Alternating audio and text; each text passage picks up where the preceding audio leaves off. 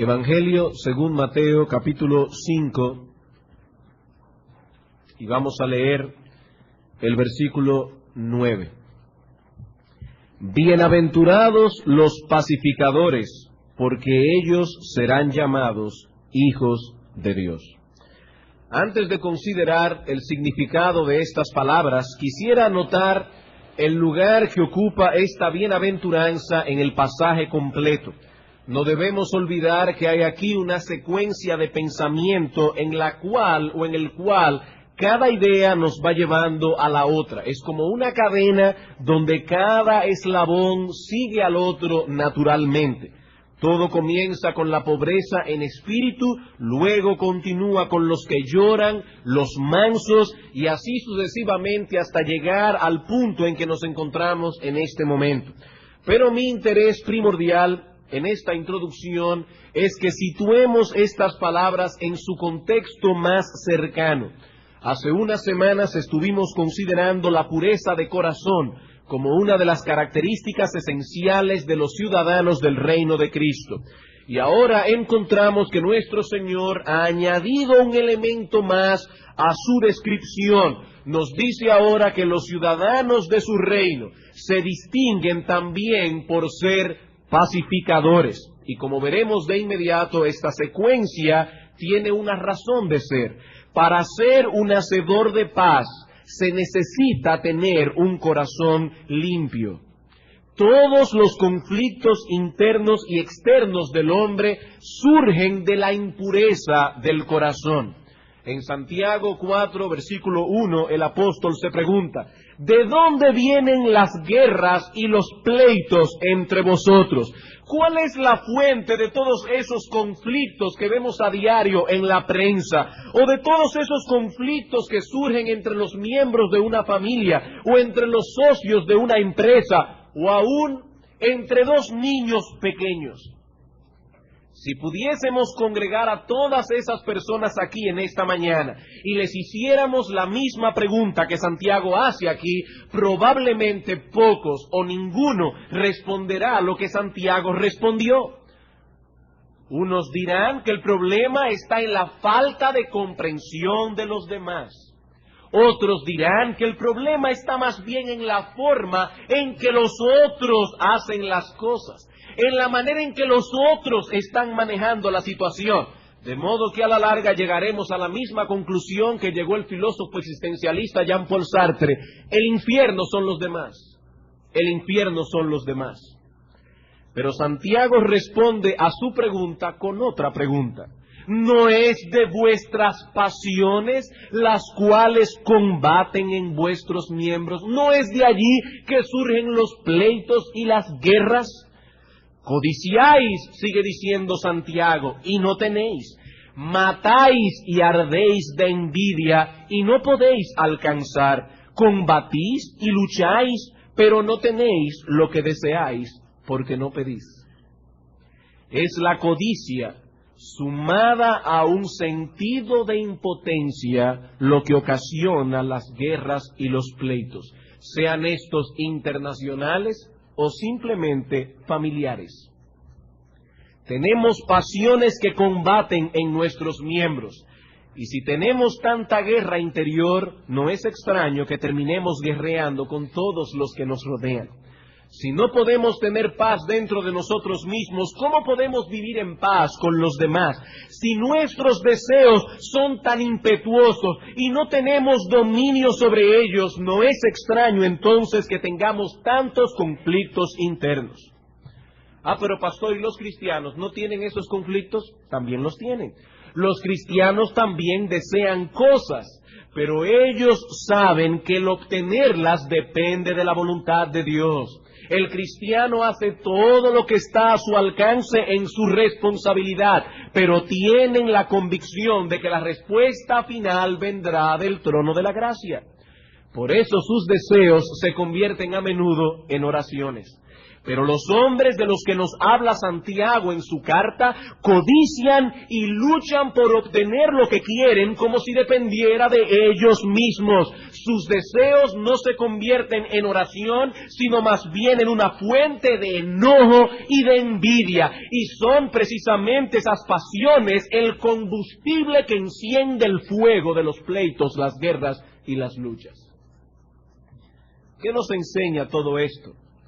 Que no se puede ser un pacificador si el corazón de donde salen esas pasiones no ha sido purificado. De ahí el lugar que ocupa nuestra bienaventuranza en el contexto inmediato del pasaje.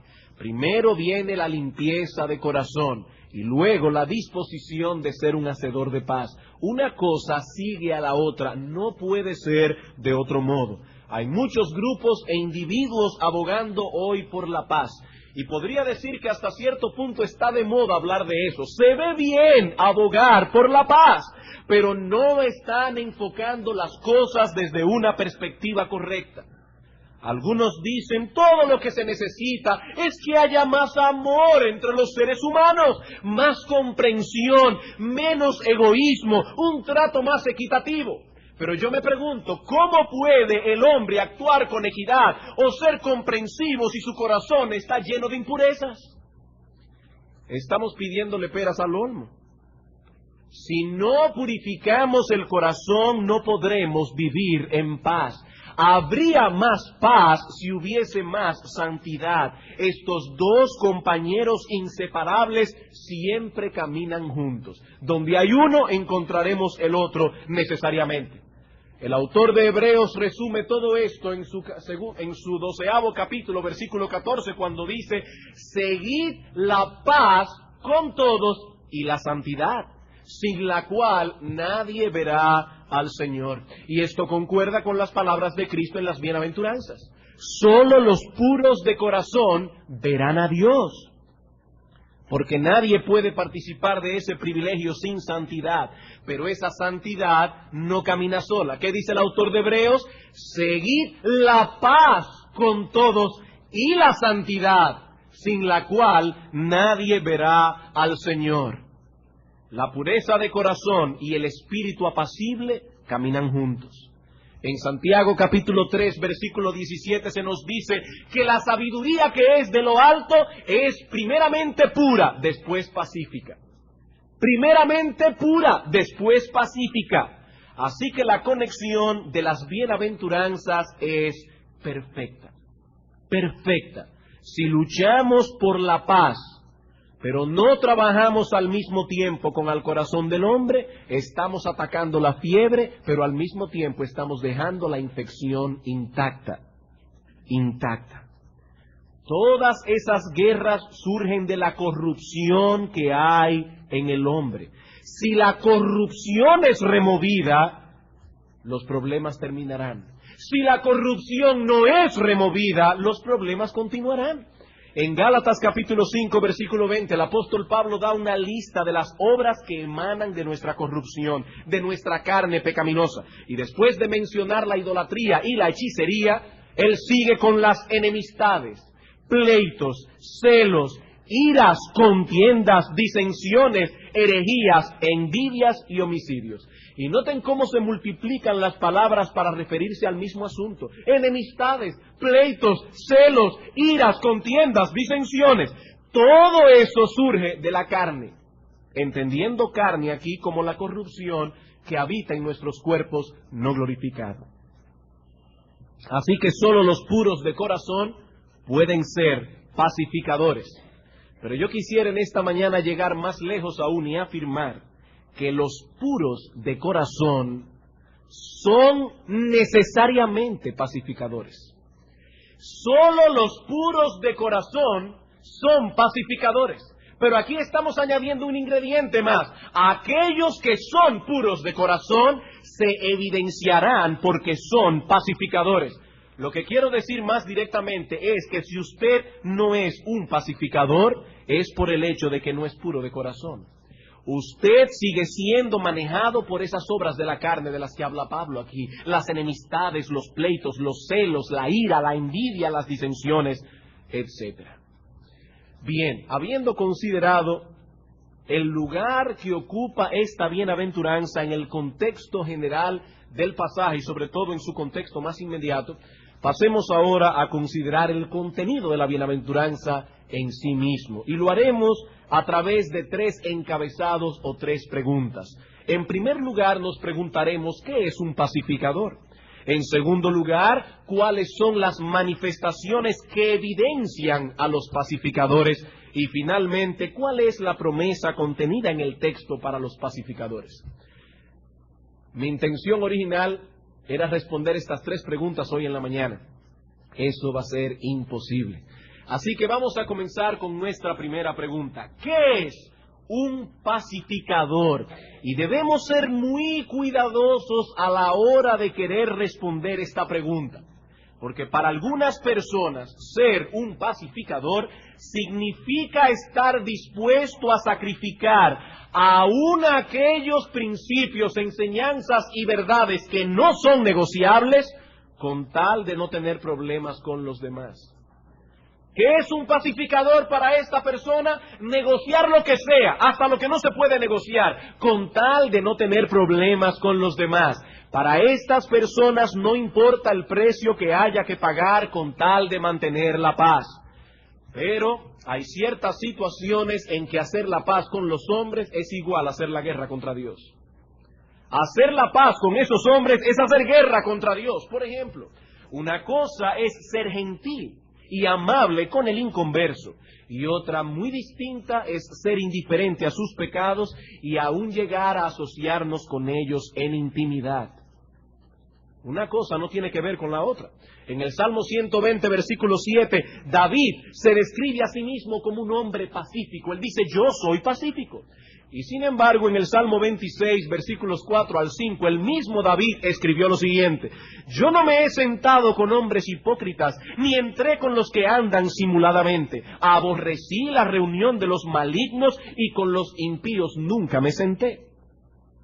Así que los cristianos debemos tratar con la gente del mundo, en los negocios, al predicarle la palabra, de muchas maneras, pero no debemos intimar con ellos. Ese fue el pecado que cometió el rey Josafat al aliarse con el impío de Acab para hacer guerra contra Ramoth de Galaad. Y Dios los reprendió severamente a través de Jehú, el profeta. Segundo libro de Crónicas, capítulo 19. Segundo libro de Crónicas, capítulo 19, versículos 1 al 2.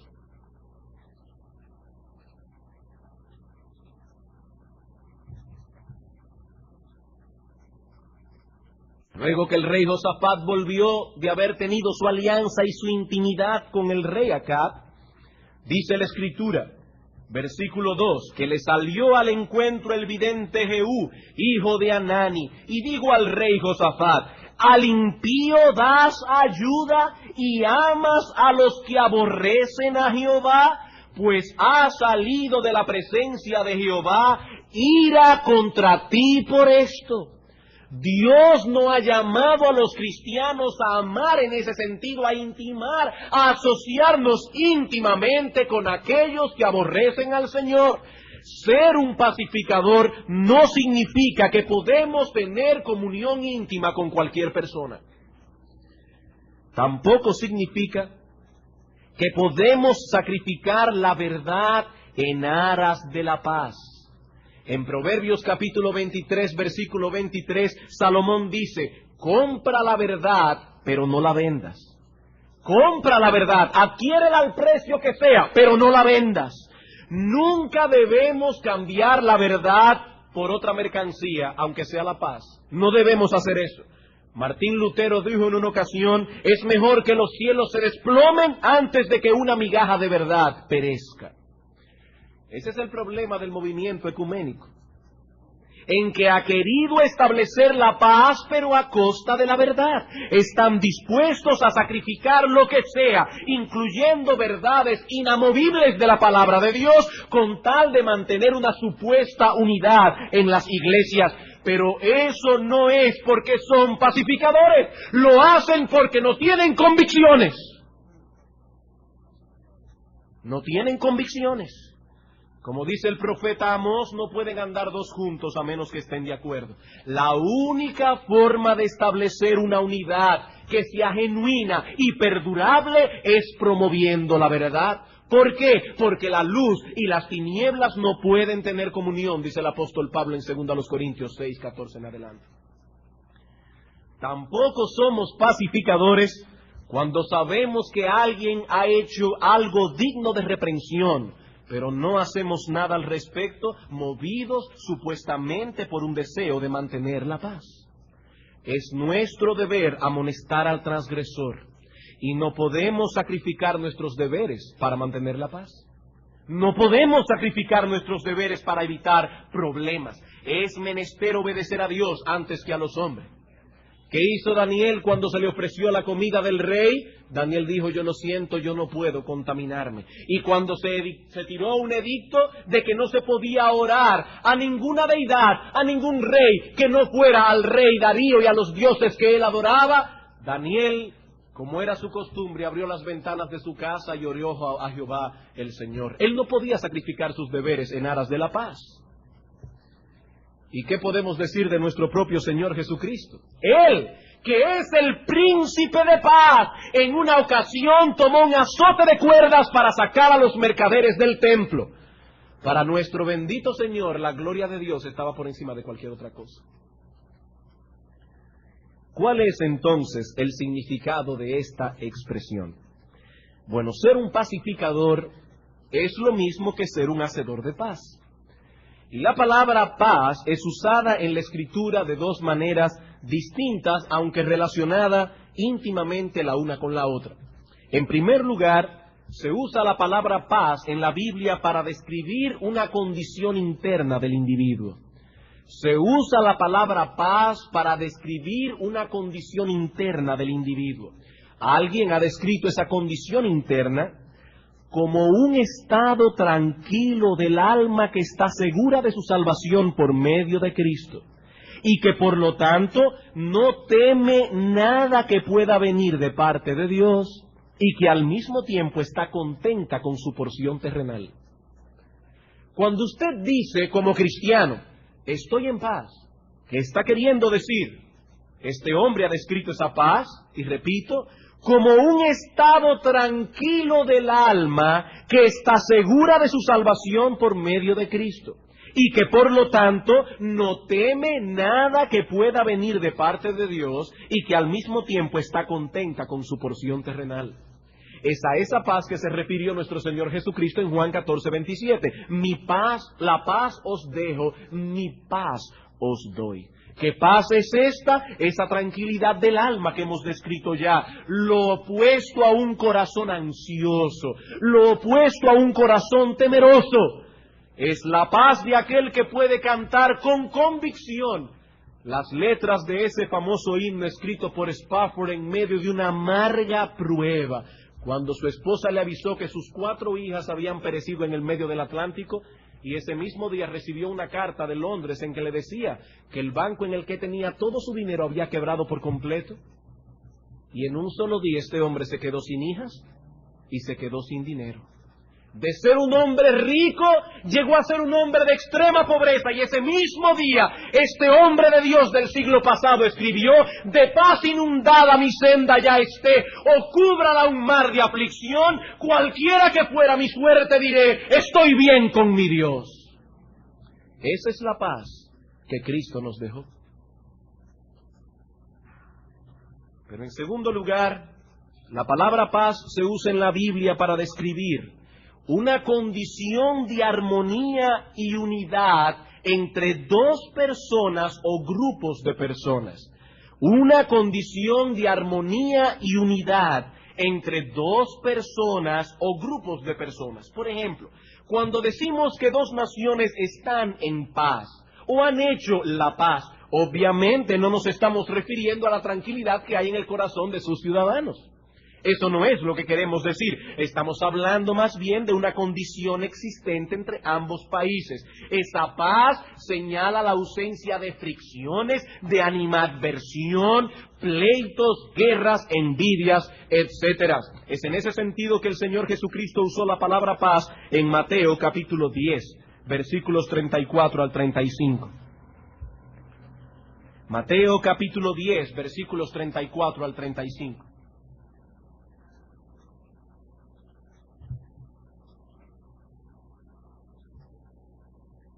El Señor aquí contrapone la palabra paz con lo opuesto a ella. Dice, no penséis que he venido para traer paz a la tierra. No he venido para traer paz, sino espada. Noten bien, hermanos, lo que Él está diciendo. A la tierra Cristo vino a traer problemas, porque la simiente de Dios es contraria a la simiente del diablo. Él vino a traer la paz al corazón del hombre, al corazón de sus discípulos. ¿Por qué, dice Él? Porque he venido para poner en disensión al hombre contra su padre, a la hija contra su madre, a la nuera contra su suegra, y los enemigos del hombre serán los de su casa. ¿Quiere decir eso que los cristianos siempre se están metiendo en problemas porque no saben hablar, porque son ásperos? No, de ninguna manera. Allí se está hablando del problema que ocurre cuando el cristiano vive en santidad en un mundo lleno de impiedad. Pero noten cómo el Señor contrapone la paz a estar en contra de alguien. Un pacificador, entonces, es aquel que se encuentra involucrado activamente en remover aquellos factores que producen enemistad o animosidad entre dos personas o grupos de personas que no están en paz. ¿Qué es un pacificador? Es alguien que está activamente involucrado en remover aquellos factores que producen la enemistad. Antes que echarle más leña al fuego que ya se ha encendido, el pacificador procura remover todo lo que pueda seguir proveyendo combustible para las brasas que están ardiendo. Eso es un pacificador. Y el mejor ejemplo que podemos encontrar en las Escrituras o fuera de ellas, lo tenemos en la naturaleza y actividad de nuestro Dios. En Hebreos capítulo 13, versículo 20, se nos dice que Él es el Dios de paz.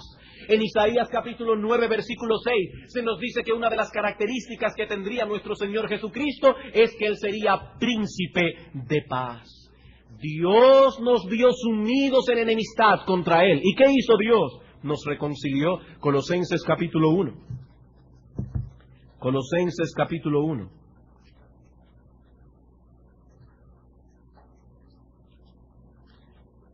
Versículo 19 al 21.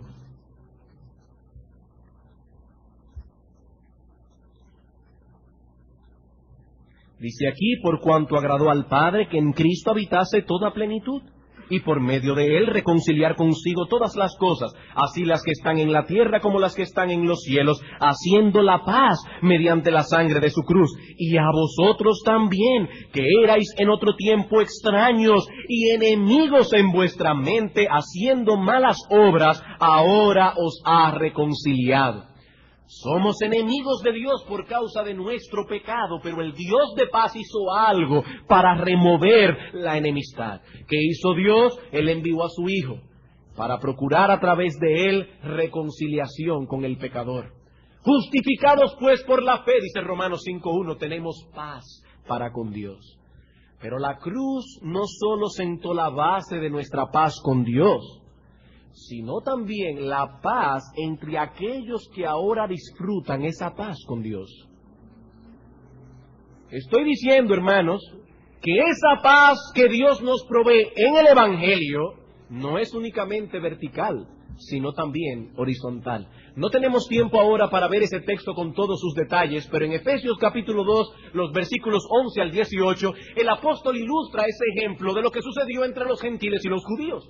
Los gentiles y los judíos se odiaban entre sí. Había una animadversión tan grande que los judíos consideraban perros a los gentiles. Y cuando un gentil pasaba por su lado, el judío escupía en el piso en señal de repudio. Pero ¿qué hizo nuestro Señor Jesucristo? Él eliminó esa pared que nos separaba, esa pared intermedia, y ha puesto dentro de su iglesia a judíos y gentiles limpiados por la sangre de Cristo para que ahora se amen los unos a los otros.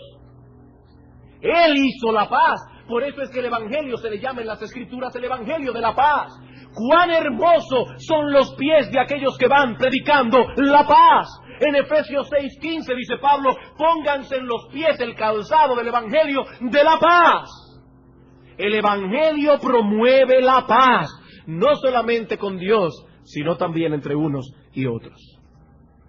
Si el Dios de paz mora en mí, debo ser un pacificador. ¿Por qué? Porque Él es el Dios de paz y Él no cambia su carácter cuando viene a morar en nosotros. Él no cambia su carácter. Antes no sabíamos nada de esa disposición, pero ahora todo ha cambiado. ¿Cómo éramos antes? Vayamos a Tito capítulo 3, versículo 3. Qué descripción más vívida da el apóstol Pablo.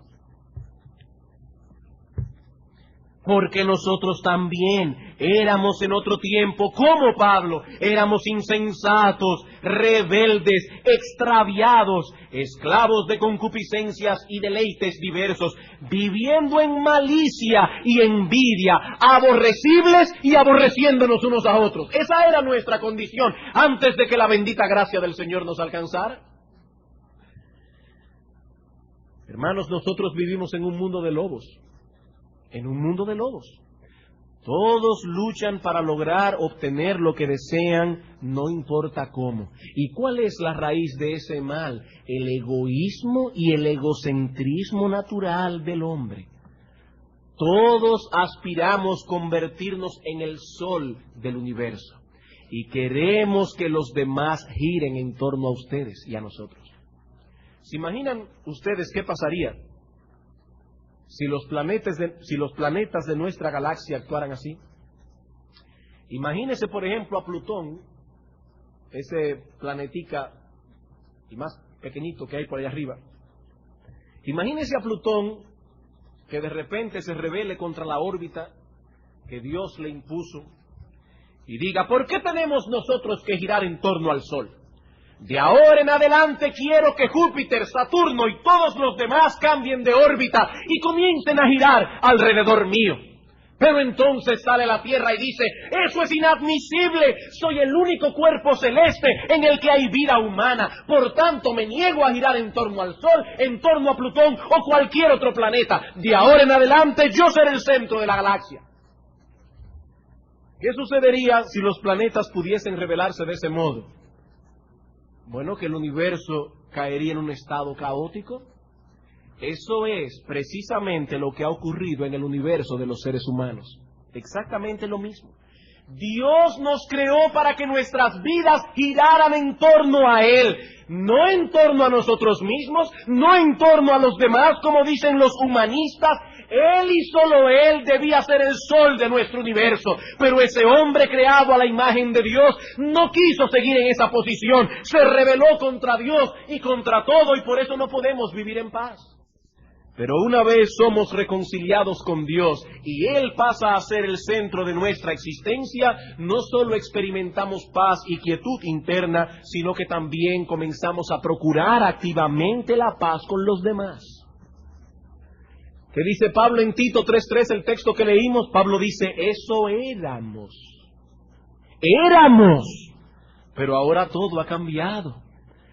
Cuando la gracia de Dios viene a nosotros, nuestros corazones son purificados por medio de la sangre de Cristo. Y esa disposición hostil, agresiva que teníamos por naturaleza, es cambiada por un espíritu pacificador. Un pacificador, entonces, es aquel que se esfuerza por mantener la paz donde ésta está presente y procura establecerla donde está ausente. Él la mantiene donde hay, trata de crearla donde no hay. Pastor, pero ¿cómo puedo yo saber con pruebas más tangibles, más específicas, si soy o no soy un pacificador? Esa pregunta nos lleva a nuestro segundo encabezado. ¿Cuáles son las manifestaciones que evidencian a los pacificadores? ¿Cuáles son las manifestaciones tangibles, palpables, para que usted pueda examinarse a sí mismo? ¿Soy o no soy un pacificador? ¿Estoy yo en el reino de Cristo o no estoy? Cristo dice, bienaventurados los pacificadores, ellos pertenecen al reino, los demás están excluidos. ¿Soy o no soy un pacificador? ¿El Dios de paz mora en mí o no mora? ¿Cómo puedo yo saberlo? Bueno, en primer lugar, los pacificadores se evidencian a través de una quietud interna producida por el hecho de saber que han sido reconciliados con Dios. Los pacificadores se evidencian a través de una quietud interna producida por el hecho de saber que han sido reconciliados con Dios. Aquel que es pacificador posee un espíritu quieto y reposado, y escuchen esto, que le permite mantener una actitud calmada en medio de los problemas que se puedan presentar.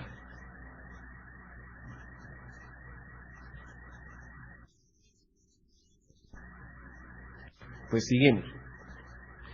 Aquel que es pacificador posee un espíritu quieto y reposado que le permite mantener una actitud calmada en medio de los problemas que se puedan presentar. Y todo eso por el hecho de que este hombre sabe que ha sido reconciliado con Dios. Como dijimos hace un momento, el cristiano genuino no solo procura la paz, sino que él internamente está en paz.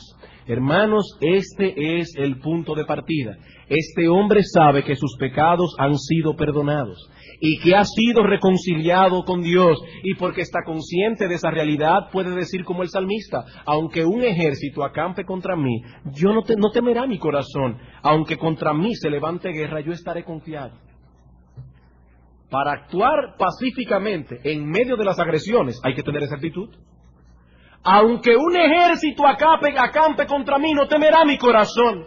Aunque contra mí se levante guerra, aunque mi vecino me siga molestando, quemando basura y echando todo el humo a mi casa, aunque aquel otro me haga esto o aquello, no temerá mi corazón, porque yo estaré confiado. ¿De dónde provenía ese espíritu quieto y reposado en medio de los ataques que sus enemigos dirigían contra él? ¿De dónde? De saber que sus pecados habían sido perdonados y que ahora Dios estaba a su favor. En ese mismo salmo, David escribió, Jehová es mi luz y mi salvación, ¿de quién temeré? ¿De quién temeré? Si Dios me ha salvado, si Dios está por mí, ¿de qué cosa puedo tener temor? O como dice el apóstol Pablo en el Nuevo Testamento, si Dios es por nosotros, ¿quién contra nosotros? Pero para poder entender eso, yo tengo que saber que Dios está con nosotros. Solo los que poseen esa seguridad de que han sido reconciliados con Dios pueden ser pacificadores. Estos hombres y mujeres saben que Dios los defiende y por eso no se afanan en defenderse a sí mismos. Ellos saben que Dios es su Dios, por eso no se afanan en defenderse a sí mismo. En cierta ocasión el mismo David oró diciendo, Señor, de tu presencia proceda mi vindicación. Yo no me voy a vindicar, yo no me voy a defender. De tu presencia proceda mi vindicación. Guárdame como a la niña de tus ojos, escóndeme bajo la sombra de tus alas. Esa es la actitud del hombre pacífico. Cuando Coré, Datán y Abirán se rebelaron contra Moisés, ¿cuál fue su actitud? Dice en Números 16 que Moisés oyó lo que estos hombres perversos estaban diciendo contra él y de inmediato se postró sobre su rostro. Él no comenzó a buscar a 2 o 3 o unos cuantos israelitas por ahí para comenzar a chismear. Dice la Escritura, se postró sobre su rostro y habló entonces a Coré y a todo su séquito diciendo, mañana mostrará Jehová quién es suyo y quién es santo. Dios hablará, Dios hablará. Hermanos, ¿cuál es la promesa que dio Cristo a los puros de corazón? O que ellos y solo ellos verán a Dios. ¿Por qué pudo Moisés actuar pacíficamente en medio de aquel problema? Porque sus ojos no estaban viendo a Coré, a Datán y a Abirán. Él estaba viendo al invisible, él estaba viendo a Dios. Y si Dios es por nosotros, ¿quién contra nosotros? ¿Por qué los hombres naturales no pueden actuar pacíficamente en medio de las agresiones que se cometen contra ellos? ¿Por qué? ¿O porque no son puros de corazón? Y como no son puros de corazón, ellos no ven a Dios por ninguna parte. Ellos no ven a Dios. Un cristiano verdadero puede en un momento dado perder de vista a Dios y actuar agresivamente cuando otros le agreden. Eso puede pasar. Y ustedes saben que eso puede pasar. Pero ese no es el patrón. Si es un cristiano verdadero, tarde o temprano será traído a cordura. Pedirá perdón a Dios y a todos aquellos a quienes ha ofendido en su agresividad. El cristiano no es perfecto. Y en su interior percibe una tendencia, en algunos más fuertes que en otros, de reaccionar con amargura y con un espíritu belicoso cuando lo atacan. Él no es perfecto, él no tiene un cuerpo glorificado. Pero entre el creyente y el incrédulo hay al menos tres grandes diferencias. Primero, que a la par con esa tendencia maligna, el cristiano percibe también en su interior la influencia santificante de la gracia divina que lo mueve a actuar con mansedumbre. En segundo lugar, él lucha porque sea esa tendencia la que prevalezca. El impío se gloría de su agresividad. Yo no soy fácil. Pero el cristiano se avergüenza cuando se siente tan agresivo. El cristiano verdadero se avergüenza de sí mismo y él lucha y se esfuerza y procura porque sea la tendencia santificante la que venza. Y también se diferencia en que cuando en medio de la lucha es vencido por el pecado, el cristiano experimenta un profundo pesar y en su arrepentimiento pide perdón a Dios y a todos los que ha ofendido. Esa es la diferencia. Puede ser que en medio de la contienda pierda de vista a Dios por un momento y que cuando eso ocurra sucumba al impulso de sus pasiones, pero los puros de corazón verán a Dios. Tarde o temprano lo verán. Y cuando eso ocurra, este cristiano recordará que no hay nada que defender. Si Dios es con nosotros, si Él está ahí, ¿quién contra nosotros? Pero los pacificadores se evidencian también, en segundo lugar, a través del cuidado que tienen al hablar y al escuchar. Los pacificadores, aquellos que pertenecen al reino de Cristo y el Dios de paz mora en su corazón, se evidencian en segundo lugar a través del cuidado que tienen al hablar y al escuchar. Aquel que es pacificador se cuida de lo que habla y de lo que escucha. ¿Por qué? Porque él conoce la relación tan estrecha que existe entre los pleitos y la lengua.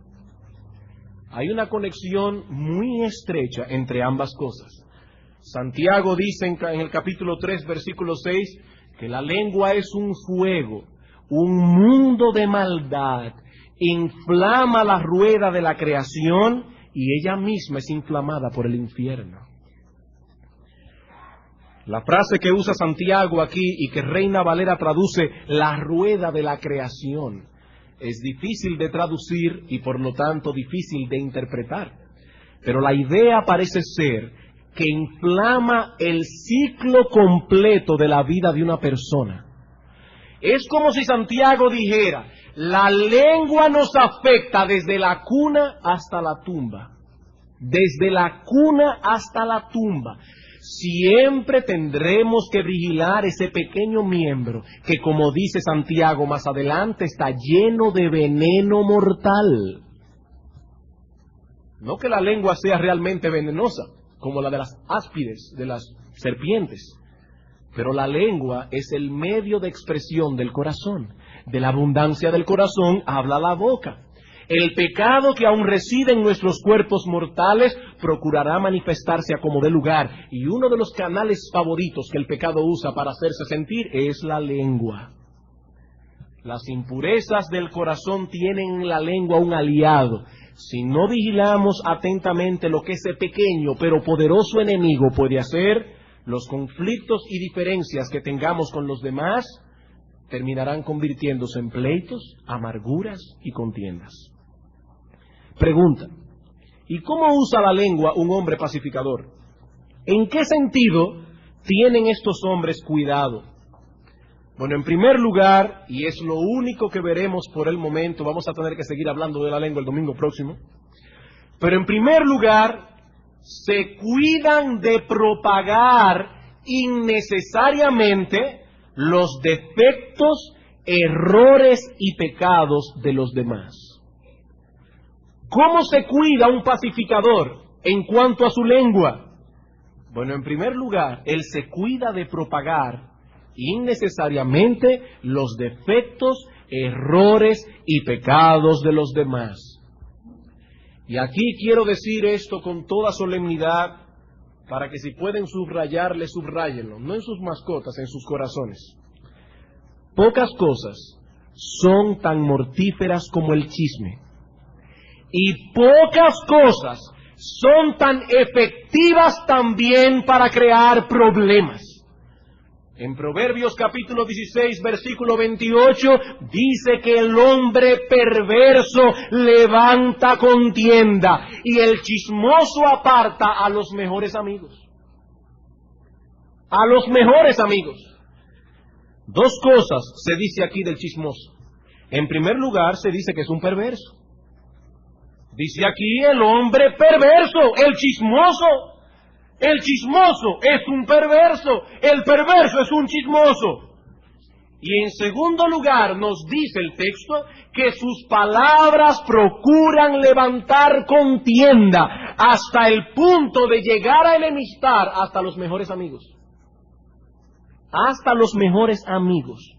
Es tan efectivo el chisme que puede llegar a crear problemas entre personas que tienen una relación íntima. Una relación cercana, ¿cuánto más no creará problemas entre personas que no son tan amigos? Un pequeño comentario basta para destruir la reputación de una persona. Y más aún para sembrar la semilla de la animadversión unos contra otros. ¿Tú no has notado como que fulano? Ajá, oye, pero yo no lo había visto. Ah, pero tú estás como ciego, tú no, pues eso está claro. Y el otro que estaba en la luna, nunca había visto nada, ahora está viendo más de lo que hay. Por el comentario que el chismoso y el perverso le ha hecho.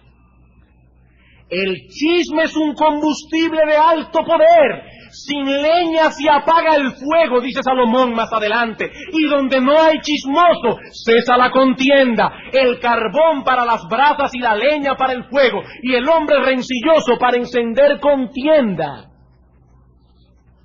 El chisme es una perversión, es un comentario homicida que procura el exterminio de la buena reputación del otro. Con la agravante de que el chisme tiene una peculiaridad que lo hace letal y terrible. ¿Saben cuál es? Que los chismosos no reconocen que lo son. Yo tengo 11 años como pastor, voy a cumplir 11 años ahora el próximo mes de noviembre, en el ministerio pastoral. Y yo no recuerdo una sola persona en todo mi ministerio que haya venido a mí diciendo: pastor, necesito ayuda, yo soy un chismoso. En 11 años. Quizás ha habido alguien, pero yo no lo recuerdo. Yo no lo recuerdo. El chisme es un mago disfrazándose de otras cosas. Un mago. El chisme se disfraza a veces de justa indignación. Es que estoy indignado. Oye, ¿quién te ha dicho a ti que la indignación te da permiso para ser un chismoso? Otras veces se disfraza de desahogo. Pero ninguno de esos disfraces logrará que sea pasado por alto en el tribunal divino. Ninguno de esos disfraces. Podrás engañar a los que te escuchan y a tu propia conciencia, pero no engañarás a Dios. Pastor, pero entonces, ¿qué es lo que es un chisme? Bueno, un chisme es un comentario negativo de otra persona dicho a quien no se debe decir. Eso es un chisme. que usted dé un comentario negativo de otra persona a quien usted no debió habérselo dicho. Noten esa última parte, a quien no se le debe decir, porque la Biblia no prohíbe emitir comentarios negativos de otros en todas las situaciones, no lo prohíbe. Para usted amonestar a alguien, tiene que ir a esa persona y emitir un comentario negativo de ella en su propia cara. La Biblia no prohíbe emitir comentarios negativos. Y si esa persona no escucha, tendremos que ir a donde alguien más para cumplir Mateo 18, y será necesario que le contemos lo sucedido para que se involucre con nosotros yendo donde el ofensor y así reciba una amonestación de parte de 2 o 3 hermanos. En ninguna de estos casos se ha violado el espíritu de las Escrituras. Se han emitido comentarios negativos a quienes se le debe emitir. Pero si usted habla de alguien con otra persona sin el propósito expreso de que esa persona se involucre en el problema, usted es un chismoso. Y si es un chismoso, no es un pacificador, porque esos conceptos son antagónicos. El chismoso enciende la contienda, el pacificador procura aplacarla. Y tan chismoso es el que habla como el que oye. En el Salmo 15 el salmista nos dice que una de las características que evidencian al hombre justo es que no admite reproche alguno contra su vecino. Porque hay gente que no le gusta hablar, pero les fascina que le cuenten. Tan chismoso es el que habla como el que oye. Ay, pero pastor, a veces hay personas que hacen comentarios negativos que no estábamos esperando. Eso es cierto. Pero el pacificador, al darse cuenta de que hay un problema en el corazón de esta persona contra otra, procurará que haya paz entre ellos. Él no va a dejar eso así. Lo primero que hará el pacificador es amonestarle por haberle hecho ese comentario. No debiste haberme dicho eso. Has pecado contra Dios y has pecado contra tu hermano. Y lo segundo que hará el pacificador es exhortar a este individuo a resolver su problema con el hermano con el que tiene su conflicto en el corazón. Ay, que esa persona es un poco liosa, yo no quiero meterme en problemas. Hermano, ya tú estás metido en problemas. Ya estás metido en problemas. Primero, porque quieraslo o no, el comentario negativo que se ha hecho ya está en tu corazón. El comentario que el chismoso te hizo ya está en tu corazón.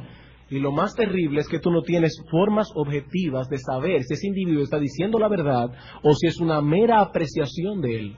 No hay forma de averiguarlo ahora. Ya ese comentario está en tu corazón.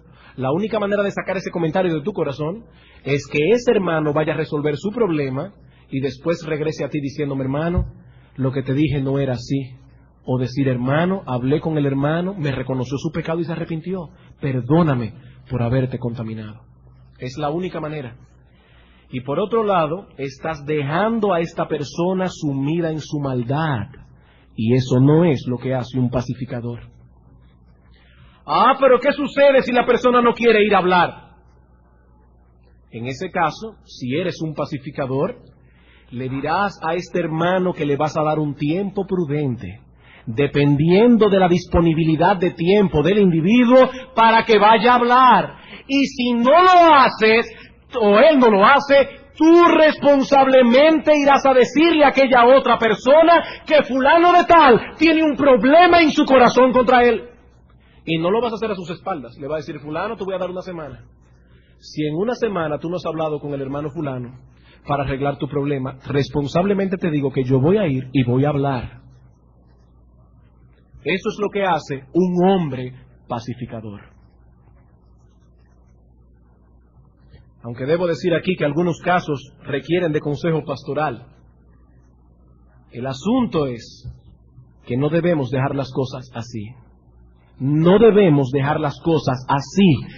El chisme es un pecado, tanto decirlo como escucharlo. Si estás enredado en esa práctica pecaminosa y has hablado de alguien sin necesidad, debes ir a Dios en arrepentimiento, y a la persona a quien le has hablado debes pedirle perdón por haber contaminado su mente, por haber contaminado su corazón con la basura y la maldad que había en tu boca. Debes pedirle perdón. Si no lo haces, ¿cómo podrás ir a Dios en oración esta noche? ¿Cómo podrás? ¿Cómo podrás tener una conciencia tranquila? ¿Cómo podrás predicar a los perdidos el evangelio de la paz si eres un sembrador de problemas? ¿Cómo puedes vivir con una conciencia tranquila? ¿Cómo puedes llamarte cristiano? ¿Cómo puedes orar esta noche cuando vayas delante del trono de Dios y tu conciencia te dice, eres un chismoso, has hablado lo que no debías hablar?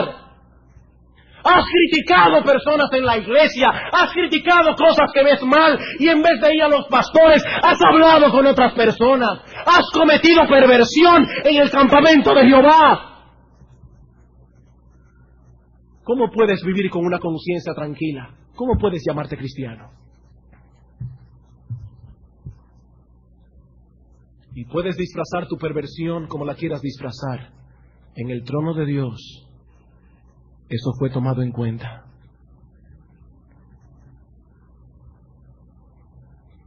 Es cierto que aún los cristianos verdaderos pueden en un momento verse enredados en ese pecado, pero si son cristianos verdaderos, el Espíritu Santo usará la palabra de Dios para traerlos a cordura. Usará la palabra de Dios. No estarán justificando su pecado en el corazón, sino que allí sentado, cuando el Espíritu Santo baje con la espada de la palabra, dirá, yo he pecado contra Dios. Yo he pecado contra Dios y no tengo justificación alguna. Eso es lo que hace el cristiano verdadero. Y en cuanto a ti, amigo, que nos visitas en esta mañana, es mi deber decirte que si tú no has sido reconciliado con Dios a través de la fe y el arrepentimiento, no tienes parte ni suerte en el reino de Cristo. Solo los pacificadores serán llamados hijos de Dios. Oye bien, amigo, Dios no reconoce como suyos a los que no poseen esa característica. Dios no los reconoce. Dios no va al registro civil celestial y los inscribe como hijos suyos. Dios no le da su apellido. La Biblia dice, bienaventurados los pacificadores. Ellos serán llamados hijos de Dios. Solo ellos. Dios no pone su apellido en aquellos que son creadores de problemas. Dios no los reconoce. Estos hombres y mujeres hicieron primero la paz con Dios por medio de su Hijo Jesucristo, y entonces vinieron a ser pacificadores. Y yo te pregunto, amigo, en esta mañana, ¿has sido tú reconciliado con Dios? ¿Has ido alguna vez a Él pidiendo perdón por tus pecados, depositando tu confianza en la obra de redención que Cristo hizo en la cruz del Calvario? Si hasta ahora tú no habías visto la necesidad que tenías de reconciliarte con Dios, amigo, tú no has sido reconciliado. Si tú no habías entendido hasta ahora que tenías que reconciliarte con Dios, es porque no has sido reconciliado. Pero te tengo una buena noticia. Cristo es nuestra paz, dice la Escritura. El único mediador que ha hecho provisión para que la justicia de Dios sea plenamente satisfecha. Si vienes a Él en arrepentimiento y fe, todos tus pecados son perdonados, y entonces podrás disfrutar la bendición de ser reconciliado con Dios y tener comunión íntima con Él y con su pueblo. Bienaventurados los que tienen esa bendición, los pacificadores, porque ellos tendrán el privilegio de ser llamados hijos del Altísimo. Vamos a orar. Oh Señor y Dios Todopoderoso, Creador de los cielos y de la tierra, tu palabra es un martillo que quebranta la piedra, y muchas veces por el pecado nuestros corazones se endurecen contra ti. Bendito Rey, Te pedimos que tu Santo Espíritu use tu palabra en esta mañana como una espada aguda que penetre hasta lo más profundo de las intenciones y revele lo que hay en lo más íntimo del corazón. Que tu palabra pueda actuar como un martillo que quebranta la piedra. Oh Señor y Dios, que tu Santo Espíritu obre arrepentimiento en la iglesia en esta mañana, aun en aquellos de nosotros que ya te conocemos, pero quizás hemos estado pecando en estas cosas. Señor, perdónanos y ayúdanos a procurar no solamente la paz y la unidad, para que vivamos en paz aquí adentro, sino por la gloria de Cristo aquí en la iglesia. Y por otra parte, Padre, mira a aquellos que están aquí en esta mañana, que aún no han sido reconciliados contigo. Oh Dios, hazles ver cuán lejos están de ti por los pecados que aún moran en sus corazones, que reinan en sus corazones. Te pedimos, oh Señor y Dios, que tú traigas a ellos en esta mañana arrepentimiento. Danos el gozo de ver almas venir a Cristo en este día. Todo esto lo ponemos delante de tu presencia, en el bendito nombre de nuestro precioso Señor y Salvador Jesucristo. Amén.